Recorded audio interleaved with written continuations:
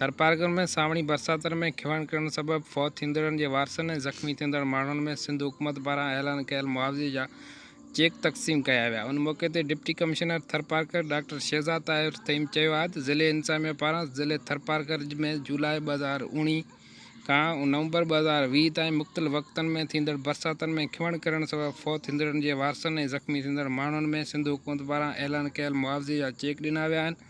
हुन चयो त मज़कूरा अरसे में पवंदड़ बरसातनि में खिवण करण सबबि 3 माण्हू फौत 8 ज़ख़्मी थिया हुआ। ज़िले इंतिज़ामिया पारां उन्हनि जे मुआवज़े लाइ सिंध हुकूमत खे सिफ़ारिश मोकिली वई हुई, जंहिं ते सिंध हुकूमत पारां टोटल 21 लख रुपया मुआवज़ो मंज़ूर कयो, जेको फौत थींदड़ ऐं ज़ख़्मी माण्हुनि खे ॾिना विया आहिनि। डिप्टी कमिश्नर थरपारकर वधीक ॿुधायो त ज़िले जे मुख़्तलिफ़ तालुक़नि में असिस्टेंट कमिश्नर जे हथां मुआवज़े जा चेक ॾिना विया आहिनि। खिवण करण सबबि फौत थींदड़नि में 8 मर्द, जिन खे हर हिक खे लख रुपया मुआवज़े जा चेक, 13 औरतुनि खे हर हिक खे 50,000 रुपयनि, 8 ॿारनि खे वारसनि खे हर हिक खे 50,000 रुपयनि जे मुआवज़े जा चेक ॾिना विया आहिनि। अहिड़ी तरह खिवण करण सबबि 4 मर्दनि 4 औरतुनि खे हर हिक खे 25,000 रुपयनि जा मुआवज़े जा चेक ॾिना विया आहिनि। उन मौक़े ते deputy commissioner Tharparkar doctor Shahzad Tahir तईम चयो त ज़िले इंतिज़ामिया थरपारकर उन सिलसिले में हर मुमकिन कोशिश कई। अॼु उनके कम खे अमली जामो पहिरायो आहे।